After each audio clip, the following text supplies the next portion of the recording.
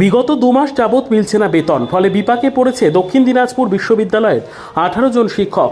অস্থায়ী শিক্ষকদের পক্ষ থেকে জানা যায়, বিশ্ববিদ্যালয় কর্তৃপক্ষের পক্ষ থেকে বলা হয়, এই 18 জন শিক্ষক যখন যুক্ত করা হয়, গাইডলাইন মেনে তা করা হয়। সে কারণে দেখা দিয়েছে। তবে শিক্ষকদের দাবি, গাইডলাইন না মেনে পড়া হলে এতদিন পর্যন্ত কিভাবে তারা বেতন পাচ্ছিল। অবিলম্বে সমস্যার সমাধান না হলে আরও বৃহত্তর আন্দোলন করা হবে বলে শিক্ষকদের পক্ষ থেকে জানা যায়। শিক্ষকদের অভিযোগ, আমাদের ন্যায্য পাওনা থেকে কর্তৃপক্ষ বঞ্চিত করছে। আমাদের মধ্যে অনেকে আছেন যারা বাইরে থেকে এসে এখানে শিক্ষকতা করে থাকি, প্রতিদিন খরচ রয়েছে। বিগত 2 মাস যাবৎ বেতন না পাওয়ার ফলে ব্যাপক সমস্যার সম্মুখীন হতে হচ্ছে প্রতি মুহূর্তে। এখানে গত সেপ্টেম্বর অক্টোবর মাস থেকে আমরা এখানে গেস্ট ফ্যাকাল্টি হিসেবে পড়াচ্ছি।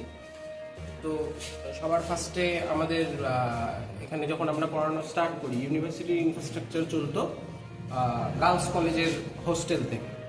তো সেখানে নানান রকম অসুবিধা, ইনফ্রাস্ট্রাকচারের অভাব, সেগুলো আমরা ফেস করার পরেও আমরা অনবরত পড়িয়ে গেছি। সেখানে অমিত স্যার রেজিস্ট্রার ছিলেন। সেই সময় আমাদের যে অনারিয়াম যেটা হয়, সেই অনুযায়ী আমাদের মান্থলি পেমেন্ট 1-2 মাসের মধ্যে সেটা কন্টিনিউয়েশন ঠিকঠাক হয়ে যায়। তো সাডেনলি নতুন সেমিস্টার থেকে এখানে সব কিছু শিফট হয়।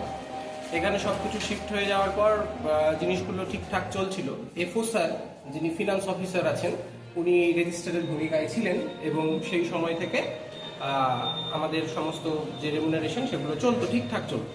নতুন কৌশিক স্যার, হিলি গভর্নমেন্ট কলেজের টিআইসি, উনি রেজিস্ট্রার হয়ে অ্যাপয়েন্ট হয়ে এসছেন এবং তারপরের থেকে আমরা বিগত 2 মাস থেকে, আজকে 2 মাস 10 দিন, আমাদের যারা ফ্যাকাল্টি এখানে পড়াচ্ছেন তারা কেউ কোনো রকম রেমুনারেশন পাচ্ছেন না।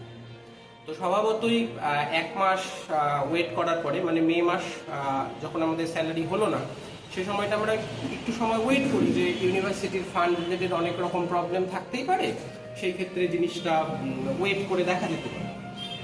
সেটা হলো কিছুদিন।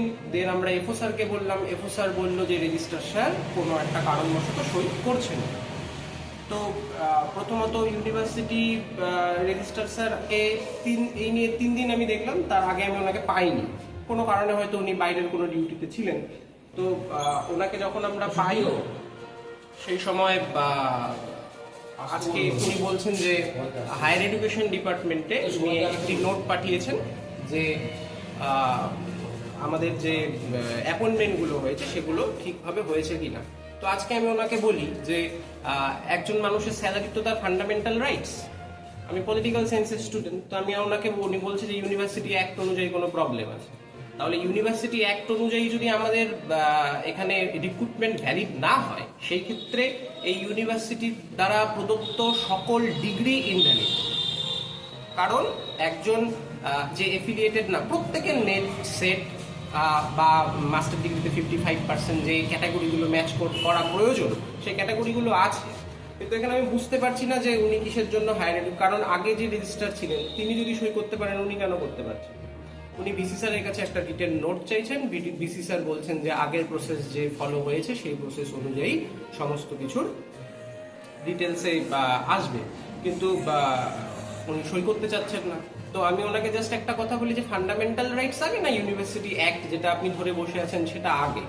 আর যদি ইউনিভার্সিটি অ্যাক্টের কথা আপনি চিন্তা করেন এবং আমাদের রিক্রুটমেন্ট নিয়ে প্রশ্ন করেন, সেই রিক্রুটমেন্টটা যদি আমি ধরে নিলাম যে ইনভ্যালিড, সেই ক্ষেত্রে ইউনিভার্সিটি 2021 সালে যারা অ্যাডমিশন নিয়েছিল, সেই সময় থেকে যত ডিগ্রি প্রদান করেছে সেই ডিগ্রিগুলোকে ইনভ্যালিড ঘোষণা করতে হবে, 1। আর 2 নম্বর, যদি আমাদের প্রসেস ঠিক হয়ে থাকে এবং যেই পিরিয়ড অফ টাইমটা আমরা অলরেডি সার্ভ করেছি বিগত 2 মাস, সেটার স্যালারি তো আপনি কোনোভাবেই আটকাতে পারবেন না। এই রিলেটেড অনেকগুলো কেস ল পেন্ডিং আছে। তো উনি সেই সম্পর্কে কিছু শুনতে চাইছেন না এবং শুনে অ্যাক্ট করতে চাইছেন। তো এটা একটা বেসিক প্রবলেম। আমার বাড়ি আলিপুরদুয়ার, আমি এখানে রেন্টে থাকি।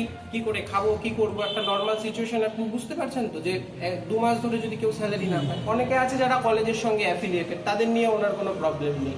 তো একে তো বেকার সমস্যা আপনারা বুঝতেই পারছেন, দ্বিতীয়ত কোনো একজন ইউনিভার্সিটি তার কেউ পিএইচডি অ্যাফিলিয়েট করে ফেলেছে, কেউ এমফিল করে ফেলেছে, কেউ করছে, যথেষ্ট। আপনারা এটা নিয়ে কোনো আন্দোলন বা কিছু করবেন? অবভিয়াসলি আজকে যদি আমি জাস্ট ওয়াশরুমে এসেছিলাম, যদি আজকে স্যালারি উনি না দেন তাহলে তো আমরা সরছি। এটা তো ঘেরাও বলা যায় এটাকে, যা চলছে। মানে আপনার কথাটা আমি ঘেরাও হিসেবে নেব না। এটা তো সাপোজ সার্ভাইভ করব কি করে, এটা তো সার্ভাইভাল থ্রেট হয়ে গেছে, আমাদের ফান্ডামেন্টাল রাইটস তো নেই। কি না আপনার? আমার নাম মনমোজ কর, পলিটিক্যাল সায়েন্স ডিপার্টমেন্টে এখানে ইনভাইটেড লেকচারার হিসেবে আচ্ছা, রয়েছি। আরেকটা বিষয় সেটা হচ্ছে যে আপনারা যখন প্রথম ইউনিভার্সিটিতে যোগদান করেন